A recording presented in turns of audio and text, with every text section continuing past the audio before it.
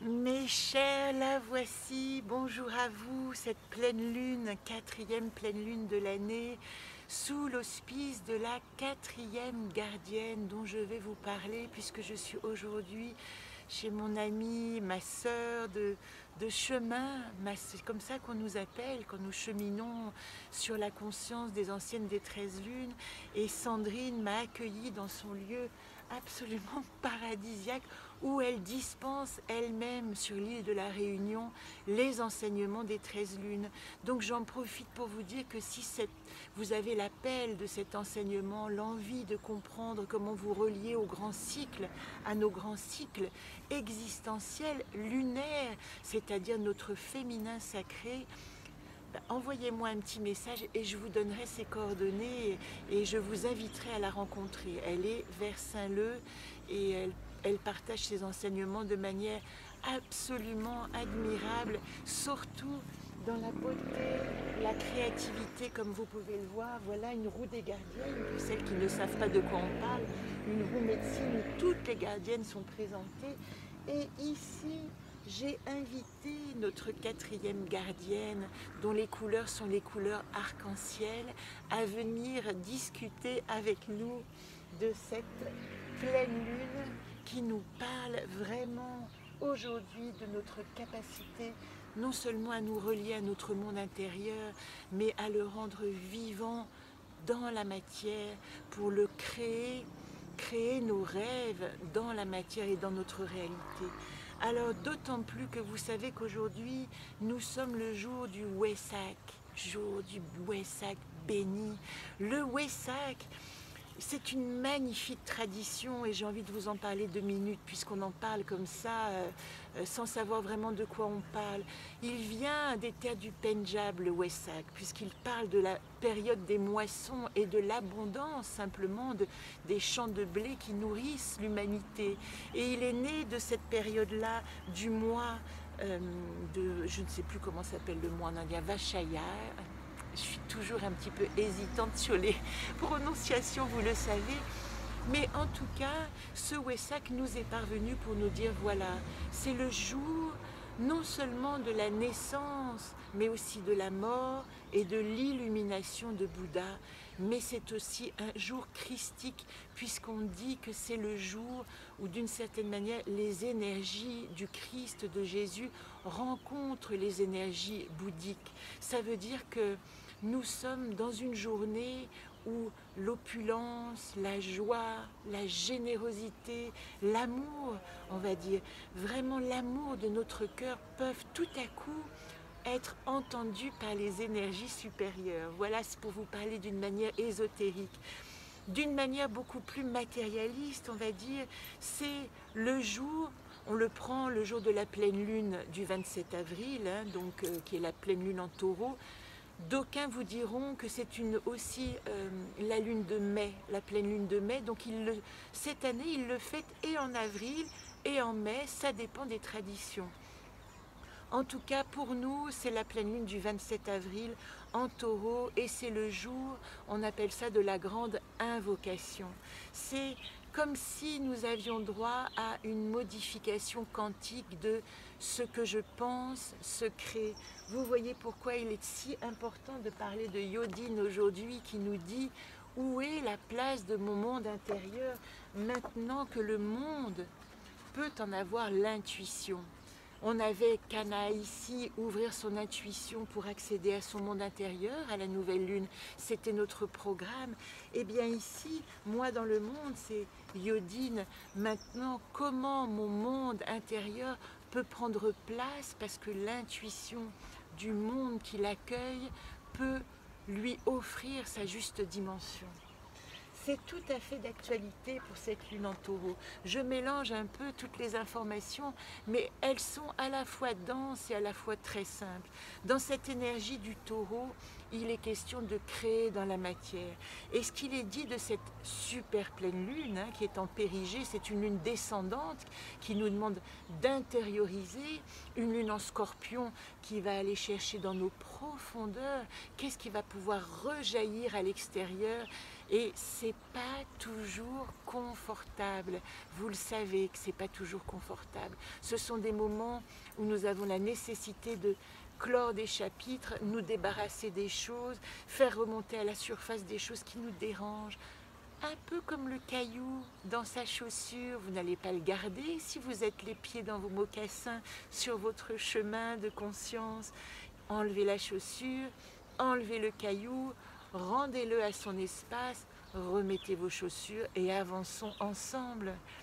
Voilà ce qui vous dit. Cette nouvelle pleine lune aujourd'hui, ce moment nouveau, je devrais dire, c'est ce qu'on appelle un test grandeur nature de ce que va s'implanter en 2022. Pourquoi?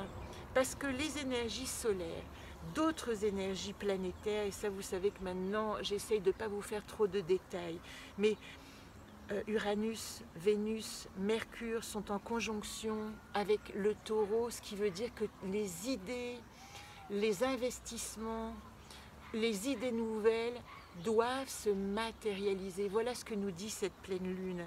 Les idées se mettent dans la matière. Nous sommes en train d'en finir avec notre émotionnel, puisque Vénus est en train de sortir de cette grosse influence qu'elle a eue pendant ces premières semaines.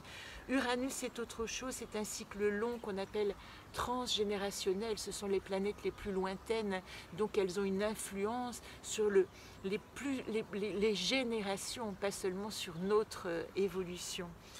Uranus en Taureau dit « Oh, il est temps d'implanter les nouvelles idées. Regarde, je suis en train de défricher pour qu'une nouvelle idée puisse s'implanter. » Le thème, il est dans la reconstruction d'une société de partage. Parce que Mercure aussi parle de partager ces nouvelles idées, de rentrer en relation avec les autres pour créer un nouveau monde. Vous voyez comme tout est cohérent. Et ce nouveau monde part de nous, part de notre vision intérieure. Personne ne va vous dire comment créer le monde si vous n'avez pas accès à vos rêves, à l'intensité de ce que vous avez envie de créer et de produire. Et là, on ne parle pas de loi d'intention, de je voudrais que, on parle d'une loi d'être ici et maintenant dans le monde et d'incarner pleinement tout ce que vous ressentez. Alors pour revenir au thème du Wesak, de la grande invocation, je vous propose ce petit processus assez simple qui est de l'idée que vous créez d'une certaine manière l'intégralité de votre guérison, qu'on appelle une guérison holistique, corps, âme, esprit, de même que il y a la naissance, la mort et l'illumination de Bouddha. Comment aujourd'hui avec le Wesak vous pouvez activer l'opulence dans toutes vos dimensions énergétiques. Alors vous êtes invité aujourd'hui à plutôt peu vous restaurer, ne pas trop manger. Hier probablement on vous a demandé, l'univers vous a demandé de vous débarrasser de choses ou de faire le point. Si c'est non conscient, c'est pas toujours confortable, je vous le répète, mais ça ne dure pas, rassurez-vous. Et demain, puisque déjà le conseil est passé, c'est juste un état de conscience que vous pouvez observer, dont je vous parle, demain, ce que vous pouvez, c'est ouvrir à l'opulence en activant votre générosité. Il y a la notion de mettre la force du cœur au service du collectif. C'est ça qui compte. Mettre son cœur au service du collectif. Demain, ce serait une bonne chose que votre générosité soit mise à contribution, que vous puissiez donner, que vous puissiez partager quelque chose. Voilà ce que je voulais vous dire. Maintenant, nous allons faire le tirage de la pleine lune, puisque comme je vous l'ai dit, elle augure d'une certaine manière cette année 2022 qui va se présenter. Je ne suis pas trop en retard, 9 minutes, je m'en suis bien sortie parce que j'avais l'impression d'avoir tellement de choses à vous dire. D'autant plus que vous savez, je vous l'ai dit hier, que nous sommes dans la semaine 4 de notre quête, de notre Terre Sainte. C'est pas anodin ce symbole, puisque nous avons commencé au moment du jeudi saint, au moment de la crucifixion. Il se passe 7 semaines avant l'ascension et le lundi de Pentecôte. L'ascension vient un peu avant, nous en reparlerons.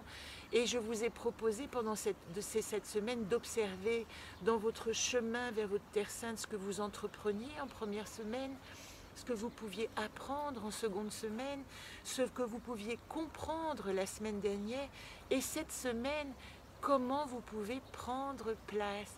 Donc nous allons interroger notre Solune par rapport à cette notion de comment mon monde intérieur peut prendre place dans l'intuition que le monde me propose de lui-même.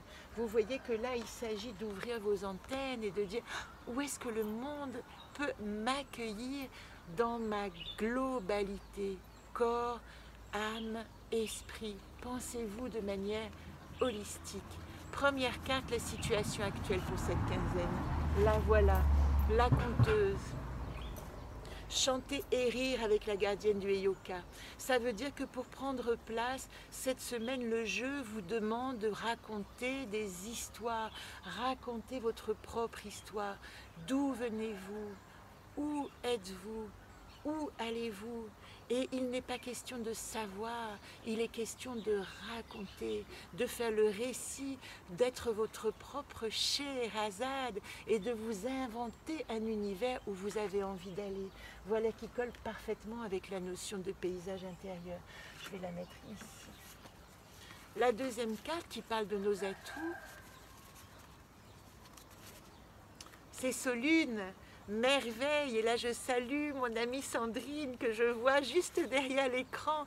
Eh bien c'est la sororité. Si vous voulez construire aujourd'hui dans la matière, construisez un monde solidaire et les femmes, un monde sororal. Apprenez pleinement, comprenez pleinement ce que veut dire la sororité. Partagez nos talents, pas seulement partager nos douleurs et nos difficultés, mais se retrouver pour avancer ensemble, non pas pour souffrir ensemble. La souffrance est personnelle, la guérison est holistique.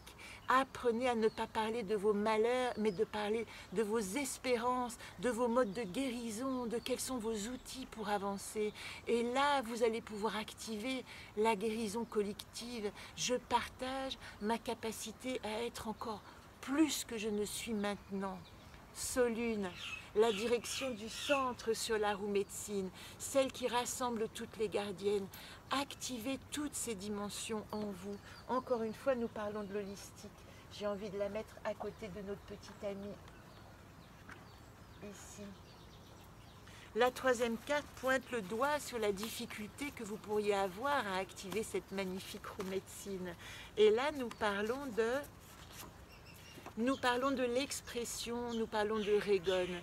Et ça, c'est très intéressant puisque j'ai été moi-même en butte à ma difficulté à tenter d'exprimer des choses positives et à entendre en retour le reproche, l'incompréhension, la sensation que mon propos était déplacé alors que je souhaitais une parole juste. Mais est-ce qu'elle était juste pour la personne à qui je l'adressais? Régone dit, quand vous vous adressez à des personnes, assurez-vous qu'elles peuvent entendre ce que vous dites et que ça ne va pas les perturber au point qu'elles vont se transformer, vos paroles, en reproches ou en sensation d'être jugées ou de ne pas être à la hauteur ou de parler à la place d'eux. Régone dit ici, quand on active la parole juste, on doit activer avant tout l'écoute. Est-ce que l'autre est capable de recevoir ma parole? Donc Régone dit que parfois le silence est préférable à l'expression quand on veut rentrer en relation. Voilà pour Régone. Ici Régone, la parole juste. Et la dernière qui est toujours l'invitation, la solution, vers quoi nous tendons, vers quoi allons-nous ensemble? Regardez, Xerda, estime de soi, gardienne, 11e gardienne, qui est la grande femme qui marche son chemin. Quoi qu'il arrive, si vous vous sentez en congruence avec ce que vous dites, que vous êtes, que vous avez activé la bienveillance dans votre âme, que vous savez que votre ego est au service de votre soi, mais il est hors de question d'en vouloir à votre ego d'exister. Au contraire, il est en train de vous montrer le chemin de votre force dans la matière pour pouvoir partager vos talents et vos outils. Activez Xerda. Enfin, je vous quitte sur les paroles de Yodine, puisque celle qui équilibre la vérité avec un esprit libre, voilà ce que nous dit la quatrième gardienne de la fissure de l'univers. Elle, voilà ce qu'elle nous dit, voilà le voyage qu'elle nous propose. Cette quête de vision, et je souligne que si ce chemin vous attire ici à La Réunion, allez voir mon amie Sandrine, allez rencontrer les gardiennes à travers la rencontre qu'elle-même fait en permanence dans son comportement, dans son exactitude, dans son cheminement, dans sa vulnérabilité qu'elle partage et dans sa créativité. Cette quête de vision m'invite au voyage au cœur de mon être. Je pars de mon histoire pour m'ouvrir à la connaissance. J'ai confiance en mon pouvoir de voir, qui est mon droit divin. J'écoute mes intuitions éclairées au-dedans, lumineuses dehors. Je décode les symboles et signes alliés qui jalonnent ma route et je m'exerce à modérer mes interprétations sans les museler. Je laisse les événements, les autres, être librement ce qu'ils sont. Enfin, je partage ces dons car nous sommes tous reliés. Metakuye Oyasine, Metakuye Oyasine, ma sœur.